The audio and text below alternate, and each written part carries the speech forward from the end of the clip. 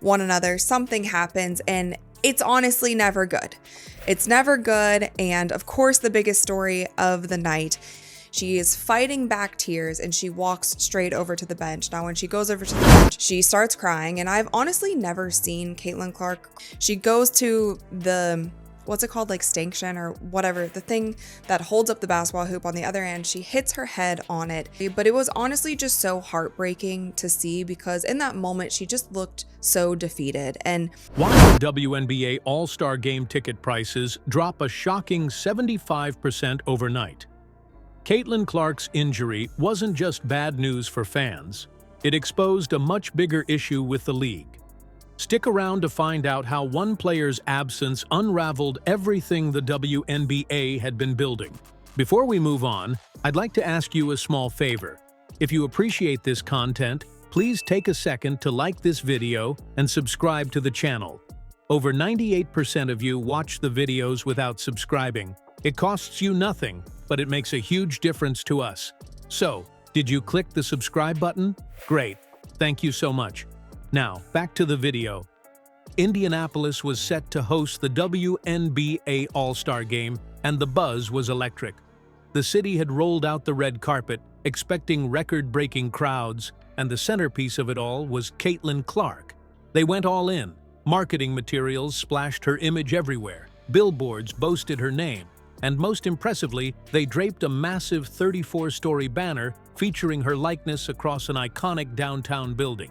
Tickets were sold out early, resale prices skyrocketed to a starting point of $121, and local businesses were prepping for what should have been their biggest weekend of the year.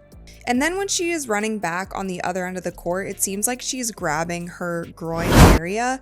Now, it also seems like she's grabbing her right groin area, and her last is the story that Caitlin Clark seems to have re-injured her groin. So I'm just going to show you guys the clip. And it was either the pain of it, it was either like, here we go again, it was frustration. I'm not sure exactly. We probably won't get many details about the injury cry on the court, except when she lost the national championship game. She keeps it together no matter what is happening. But you could just tell that something happened on that play. The excitement wasn't just about basketball. It was about the promise of a show that could redefine the WNBA's place on the sports map. But then came July 17th.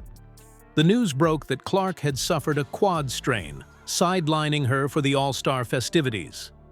In an instant, everything changed. Fans flooded resale platforms trying to dump their tickets, and prices plummeted, 75% in just hours.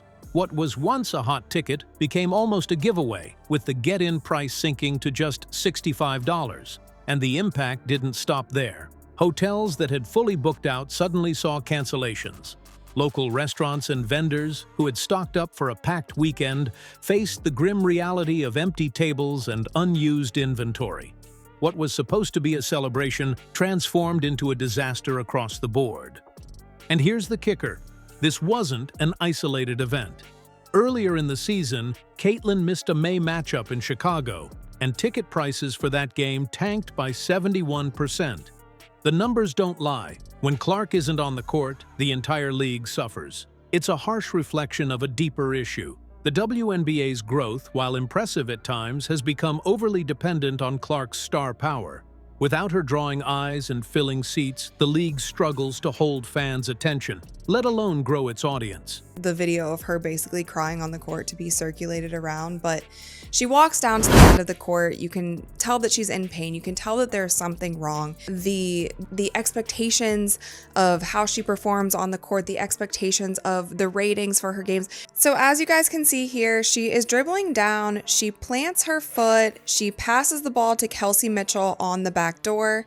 Caitlin Clark is somebody, she hides it really well, and I don't know if hiding it or she handles it is probably the right thing to say. This disastrous all-star fallout points to a system stretched thin. How did the league get here? And more importantly, how can it course correct before losing even more momentum? Caitlin Clark didn't just play through contact this season, she was targeted. Opposing players knew one thing: to compete against the league's biggest star, they had to take her out of her game. That meant physicality, plain and simple. It wasn't subtle either. Defenders grabbed at her arms, shoved her off screens, hammered her on drives, and the refs? Silent. No calls, no protection. Game after game, it became clearer. If you wanted to rough up Clark, you could. Nobody was going to stop you. The result? Across her rookie season, Clark absorbed 20% of all flagrant fouls in the league. Think about that. One player, on the receiving end of a fifth of the league's most extreme fouls. Many of these came from players like Angel Reese, who turned hard, physical defense into a strategy whenever they faced her. Imagine showing up every night knowing you were going to be slammed on every play, and the officials would allow it. It wasn't just basketball, it was survival.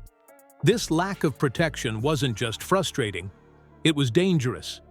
The games turned into outright brawls, and Clark was the centerpiece.